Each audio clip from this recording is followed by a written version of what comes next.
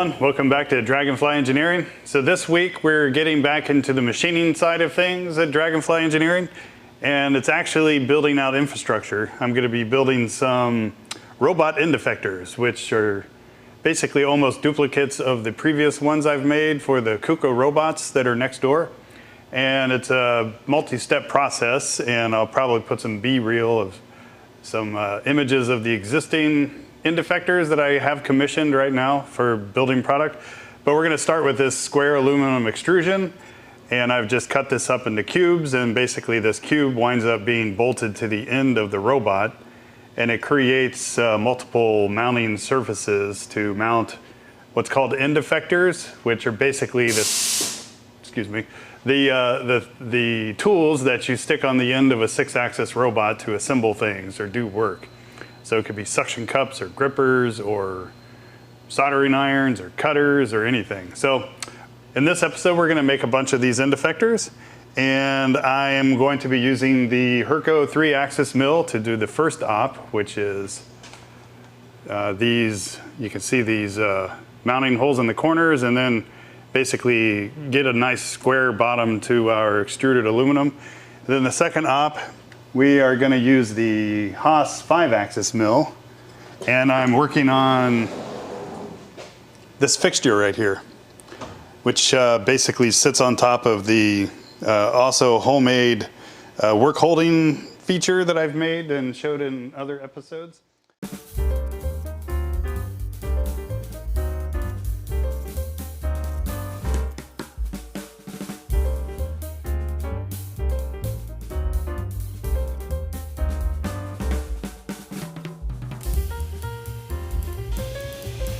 See how our fixture holds or wedges in our extruded aluminum profile, which has a slight bow on all of these faces, so it should spring out and pinch onto this fixture real sturdy.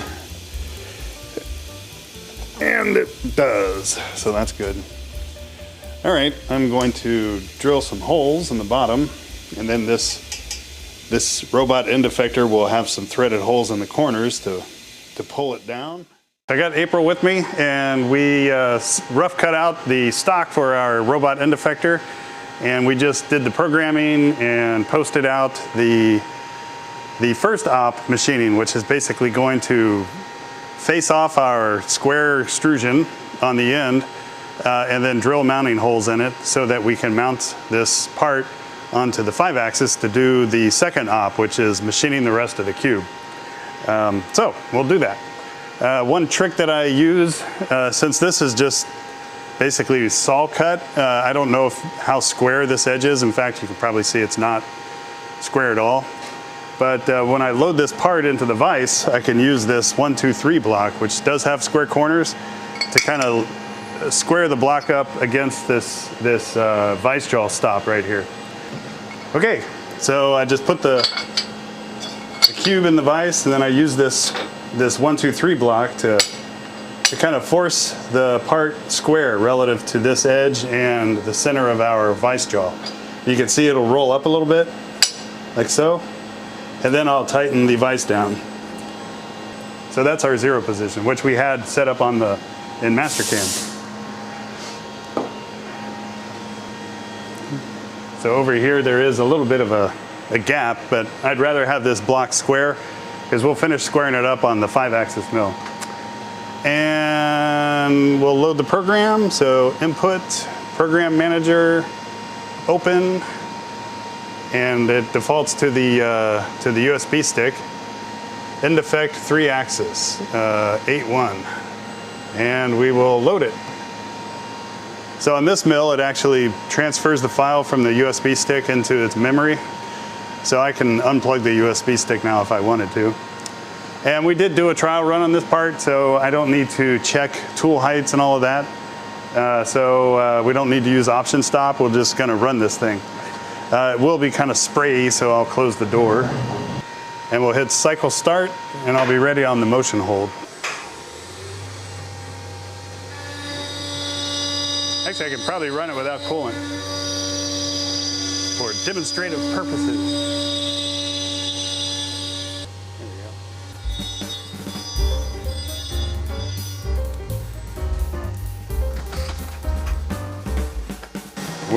drill centering. I gotta move this camera around.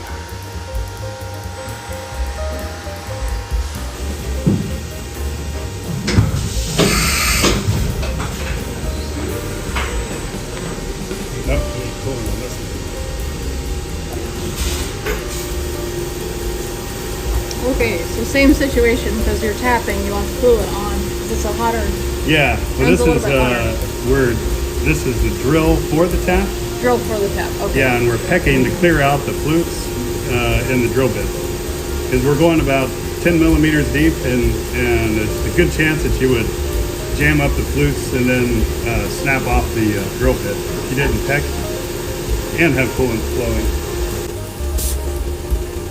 Now we're not getting much splashback either. Of course, we may any minute. As soon as the cube moves to the next position. Yeah. I'm going to show folks the Z here. Oh, yeah. See if I get that. You see the up and down on the Z. Oh, yeah, that's distance to go, the little pie chart to the right. Yeah. All right, get back to the part.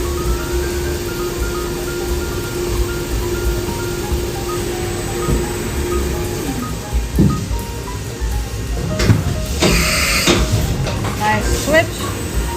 Now we tap. Now we're tapping. M3 rigid tap. Right. And we definitely need the coolant for that. Yeah. Now this mill doesn't do tap pecking, so it'll just do the full cut of the tap in one shot and then back it out. Unlike the Haas 5-axis, which will clear the threads out and peck a few times. Okay, so is there a risk that we might get a little unforeseen chip blocking in there over the 5-axis style? No, well, the risk would be that the taps notoriously get jammed up.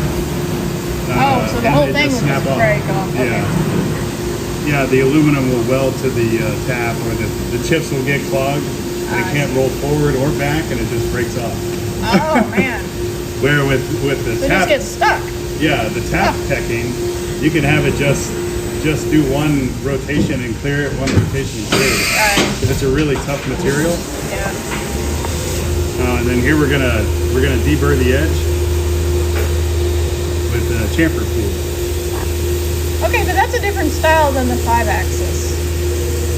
Yeah, this thing can't tilt the part around like the 5-axis. Right, but even the chamfering methodology is different. Yeah. Okay. Yeah, in this case. Yeah. Like we can't chamfer the sidewalls because we only have top axis. Yeah. But it still profiles it. It's going a little slower.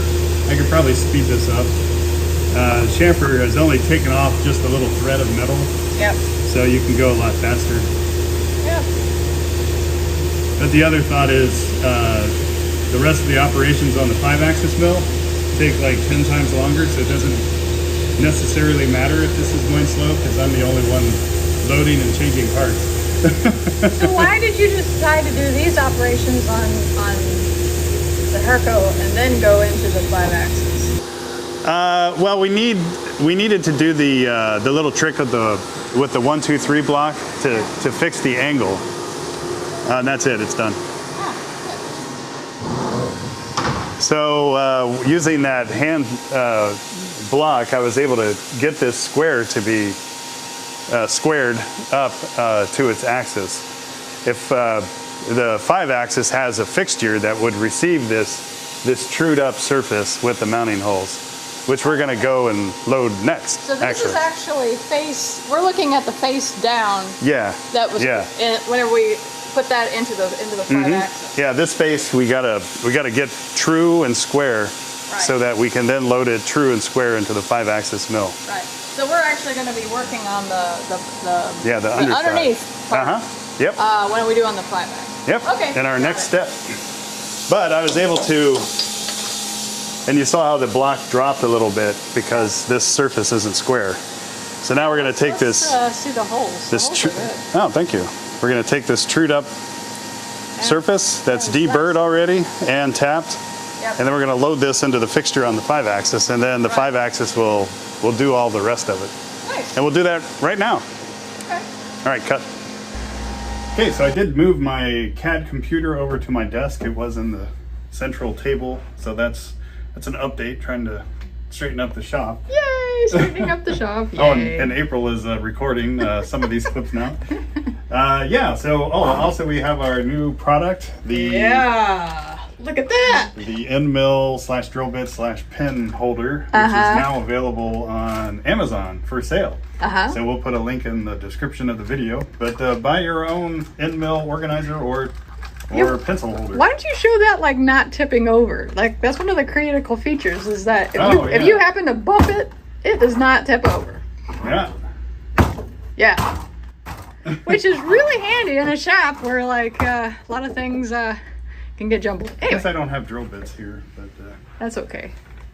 I do have a Volkswagen engine a valve rod. So yeah, you put all sorts of things in there. Nice. Anyway, so back to our project. Yeah. So I've done the toolpath on our end effector cube for the KUKA robots. These are the Agilis KUKA robots. But I believe these, April and I actually made one of these for the Epson robot, which is a similar size. And so this end effector is going to work on both types of robots we have here. And I'm planning on selling these most likely on Amazon as well. So if you guys have a KUKA robot and you want to get your own end effector, then we'll be able to machine these for you, and you can buy them and stick them on and basically just copy everything that we're going to do for our robots. All right, so this is the Mastercam interface, and I am going to select basically all machining operations on the left here. And this is the 5-axis machining operation, so all sorts of orientation changes are going to occur. And I will simply say post G1, which is the icon for posting the G code to our USB. So we'll say yes. And then robot end effector on base fixture is the name of the file. So we will tell it to save to the USB. All that nice saving going on. It'll post it out. Post it out means convert to G code that the Haas UMC 750 can understand. Right, and so there's all that nice G code there with all the positional coordinates, yeah? Yeah, nice. Yeah, and all the drilling, milling operations. And this is a post processor, so you can make any changes that you want. One thing I like to do is make sure there's not other work coordinate systems. So G54 is the standard. But sometimes with 5-axis machining, you can accidentally set up a different work coordinate system. Oh. So we will look for G55, which would be the next one. And I'll say find all, and it says can't find any G55. Which is good. Yeah, so one would assume there's no G56 or 57, but we can check that too.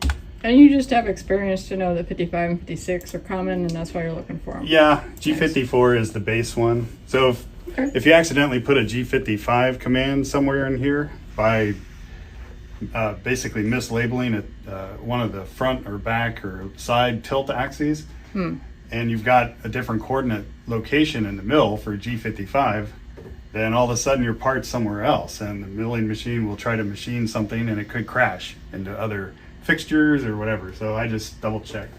Whew, that's bad news. Yeah. Good thing to check. So we're good with that. Nice. Okay, and then I made no changes on the USB stick, so I don't have to save it.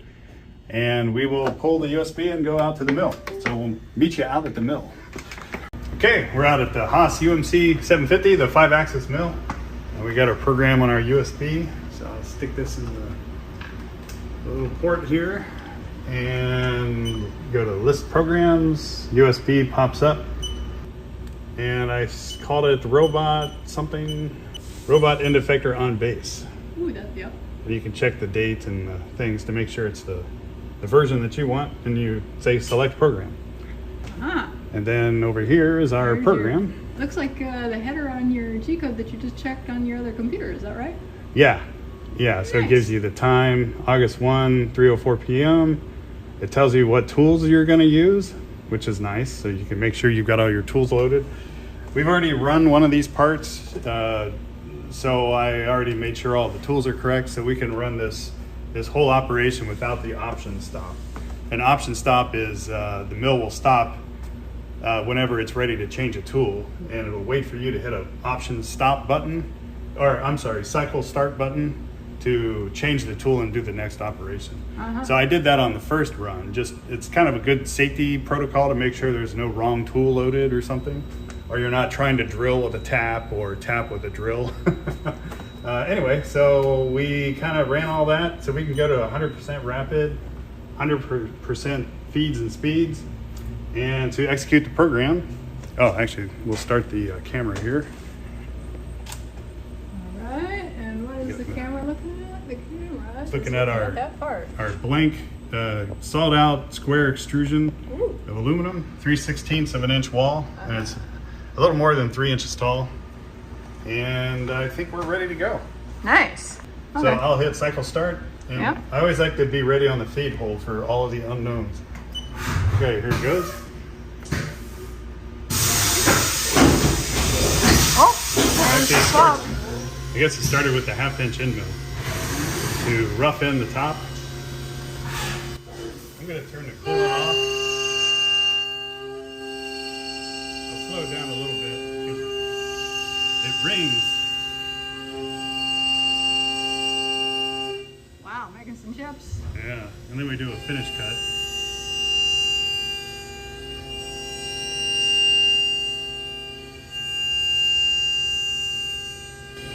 We're at 8,000 RPM and 50 inches per minute.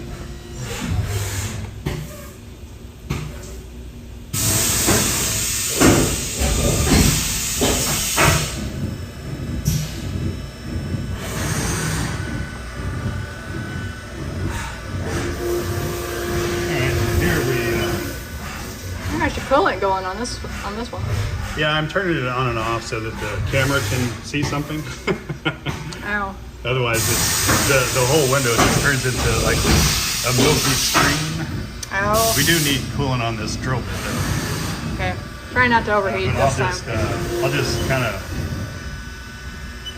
give it a little burst of coolant. And not hear a broken drill bit.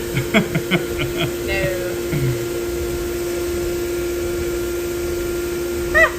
It's kind of filling up like a Oh yeah, like a cup. coffee cup or something. Yeah. You're getting a foaming latte of coolant there. Yeah. And then when it flips to the side, it'll dump all that coolant out. Oh, that's gonna be Which is fun. nice. Sometimes you actually program in a coolant dump so that you don't have a messy part at the end. Oh, okay. Yeah, because imagine you getting chipped in that cavity as well. Yeah. Or, There we go. nice swap. Yeah. And this is the tap, rigid tapping. So we'll use the coolant on that as well. Oh, there we go. And it's actually peck tapping, so it'll thread in, thread out, clear the chips on the tap, and then go back in and resynchronously hit the same helix as the first time it ran the tap through that hole. So tap is then you're putting thread in the hole? Yeah. All right. So that's a cutting tap that's basically synchronizing the spindle RPM and the Z axis to get the exact helix of that particular M3 by 0.5 millimeter thread helix. So it's actually really useful and kind of a special thing that CNCs do, is that it basically perfectly follows that helix. Sorry, I'm just getting distracted by the foam overage in the cavity. Oh, yeah. Oh, yeah. Oh, there we go. But we do need to have coolant on the top Yeah. because those do like to break off or jam up and break off. You were saying they're brittle, right? Yeah, they're fully hard steel Oh, okay. so that they can cut the material you're cutting. Maybe we can see a little bit without Oh, inside the? yeah. You see how it retracted? Yeah. Okay, and then we do a tool change. Okay. I think we're gonna spin to the side now as well. Oh, there we go. Dump it out. So now we're gonna face the all four sides of our end effector tube. Oh. Oh, I gotta fix this too. We got two people doing video here. Woo! Now it's getting hard to see. Oh, here we go. This will. We can also stop and clean the window. Oh, there we go. I think I got another angle on it. There we go. I got something. I think I got something here.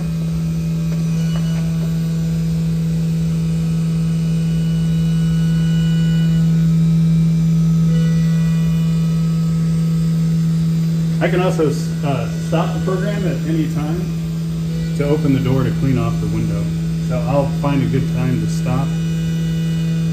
Like now, because the tool's outside of the part, I'll stop the spindle, and then we can open the door, and I'll wipe off our little viewing window. This is YouTube machining learning course as well. Well. Okay, and then when I hit cycle start, the mill knows that it should turn the spindle back on, and it'll keep machining. You ready? Yeah, go ahead. Okay, here we go.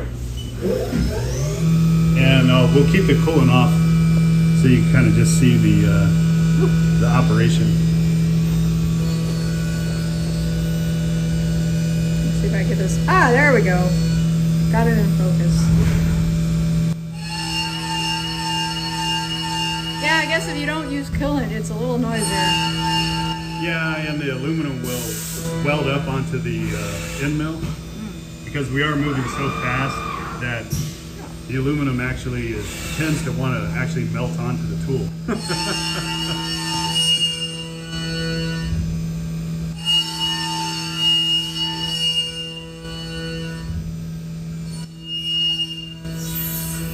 So this is a circular pocket that Mastercam did.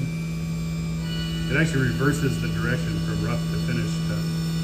And then we're facing off this side as well. And we're gonna, so whenever you take the burr off of the cut, you're going in the you're spinning in the opposite direction for the drill bit?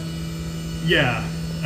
It does conventional milling for roughing and then climb milling for the finished cut. Climb is the reverse. It's how the cutting edge dives into the material or rubs and backs or pulls out of the material. Okay. So for Mastercam, in their wisdom, must have decided that roughing is better conventional milling and finishing is better with climb milling. And climb milling is the cutting edge is trying to climb out of the metal. Right. If that makes sense. Yes. Conventional milling is probably way back when milling machines weren't as rigid as they are now. And you could actually get the cutter pulled apart through the mill and actually drag the table. Oh. I think that's why they call it conventional. So this cut's a little different. The previous two cuts were facing cuts, and it could actually go beyond the edge of the face when it's facing. But this is a profile cut, so we're actually going to cut right up to the fixture wall, but not cut into it, because the wall, that line where that T shape is actually the line that we're machining to, and the rest of these cuts are just additional cuts on the back side of that line. So it's slightly different, but gets the same finish. Facing versus a multi-step contour cut. So the contour line is that corner that it's approaching right now.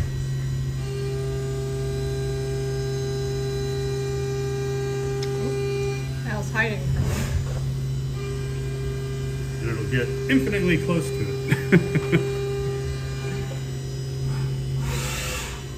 And then spin and do the other side.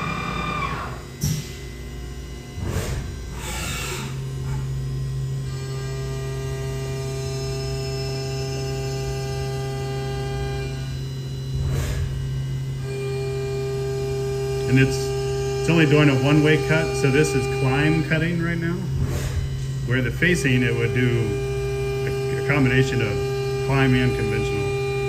And it just followed basically a square S pattern. But this is linear cuts. Oh, I can speed it up. I had it at 70% for some reason. Yeah, it's having an easier time with this than the whole. Yeah, it's only Not cutting moving as much material. about 10,000ths of an inch, Yeah. or 250 microns. Yep. So there's not We're not moving a as heat much buildup material. per Yeah. se. It's not as hot. Yep.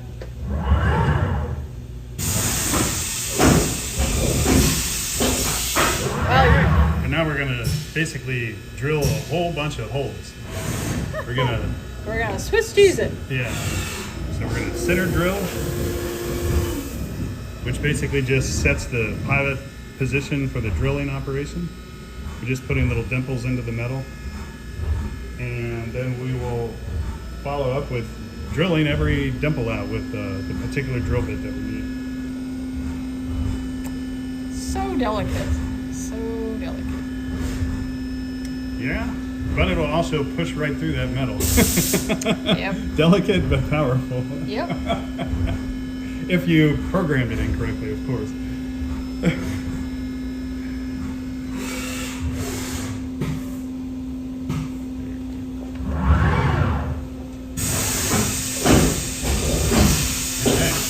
So this is our drill for our tap hole.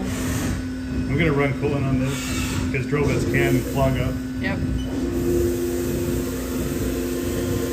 We're not picking these because we're only drilling through like a 5mm wall.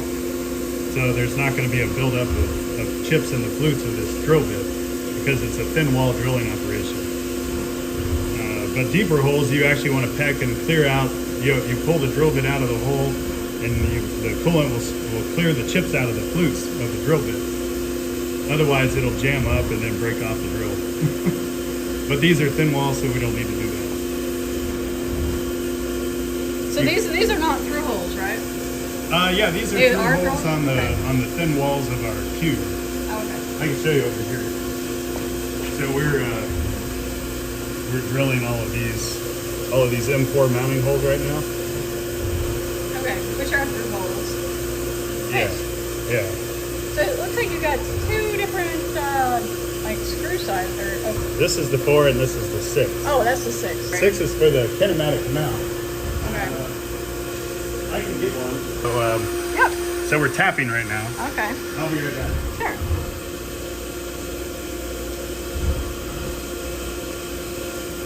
All right, so here is the other half of the kinematic mount With the gripper. with a robot gripper Nice. on it.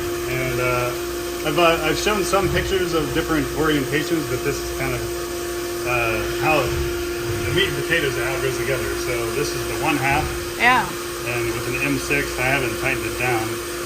And then your robot gripper, you can just pop right on there, and the magnets on this side and this side attract. They're north to south, and then these ball bearings kinematically reference what's the virtual V groove that is the two steel shafts that are impregnated in this hole. So for different robot setups, if you've got two different products, you can stick your gripper on, and then for the next product, you can pull your gripper off, and then get a different kinematic base with like a suction cup or a welder or whatever, a soldering iron, and then pop that onto your robot. And this whole thing is on the end of your robot, and then you can quickly update your setup with your robots. Right. And if you bump it, then it will pop off. And then if it's a mild bump, it'll just kind of disassociate. But a nylon strap or some lanyard that you have on there, as soon as your robot is clear, it'll snap back into exactly the right position, which is nice. And I actually use that in some of my operations. I'll have a robot hold a plastic part and it'll force it into a alignment fixture for an assembly operation, and I actually rely on the magnets separating a little bit, and then when the robot releases, it resets its position back to the correct position. So I have at least 3 operations right now where I have to have this coupling occur so that it won't actually air out the robot, because it'll see an infinite crash. But that doesn't happen when the magnet is released temporarily. So, pretty good, universal.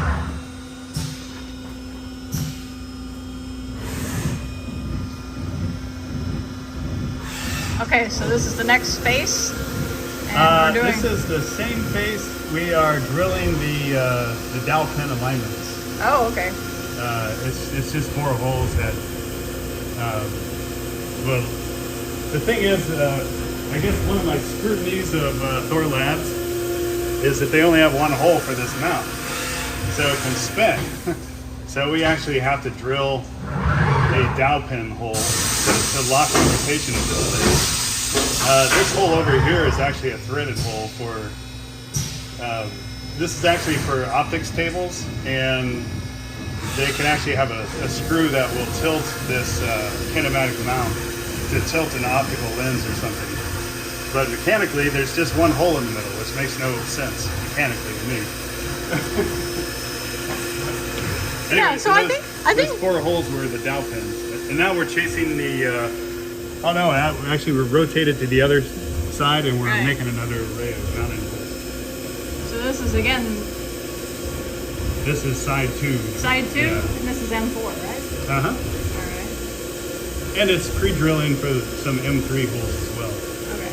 So this will probably be like 10 minutes. I don't know if we need to record all of it.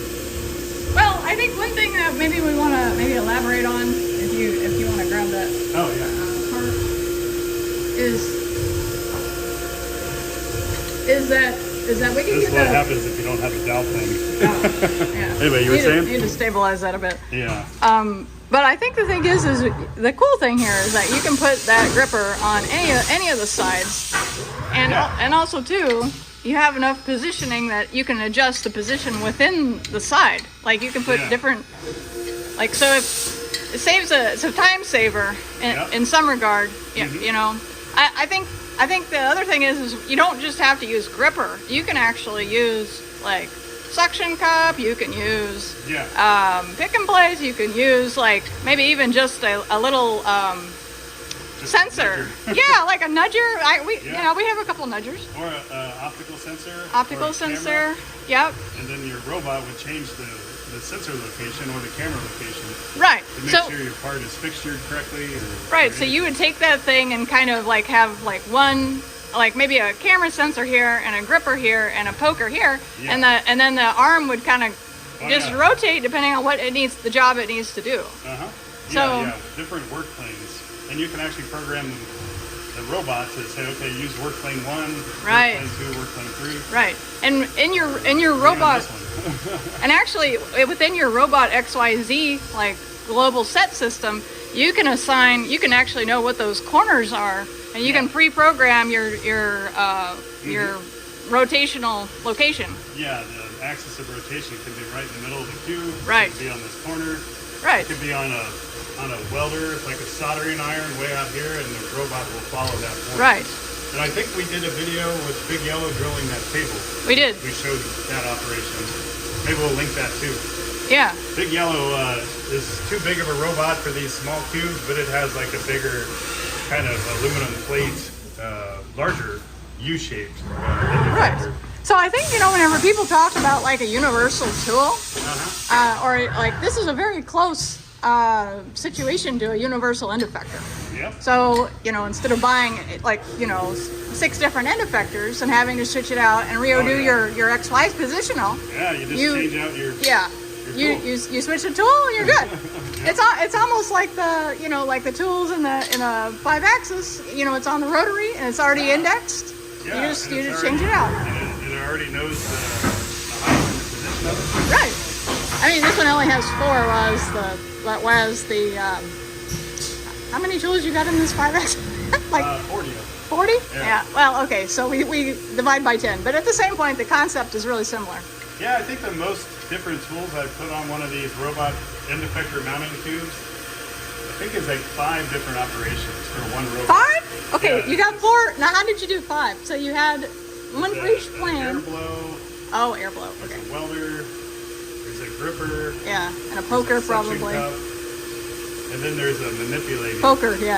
thing. Nice. 5's pretty good though. You can load it up. Because also too, since these things, like you could have things mounted in, so you'd have two planes. Yeah, one of them I actually have a little motor, a vacuum pump that's about that big, and it fits inside of the cube, and that's the vacuum pump for a vacuum sucker. Ah, sweet. That's on the red robot. Oh, okay. We can overlay some images of these that we're talking about. Anyway, real handy if you have a KUKA robot. Yeah. For sale soon at Dragonfly Engineering. Or an Epson, or... Yeah, I guess we have to look at ABB robots, ABB, robots, and figure out the tool mount. I think the Epson tool mount and the KUKA tool mount overlap. They have. Oh, okay. I think they have the same. I think Epson has 3 bolts. I have to look, but our cube fits on an Epson robot and a KUKA robot. Yeah. The small ones, the Agilist style robots. Yeah. 6-axis. And so when we're making these things for the shop, you know, we're designing it to be exchangeable for our robot fleet. We have a lot of we have a lot of robots. We have a lot of different uses for one robot. That's true. Actually, one of them is a pad printing. Yeah, you have a video for that. Yeah. The big yellow. Right. So, well, anyway, this will be another probably 20 minutes of drilling and tapping. Okay.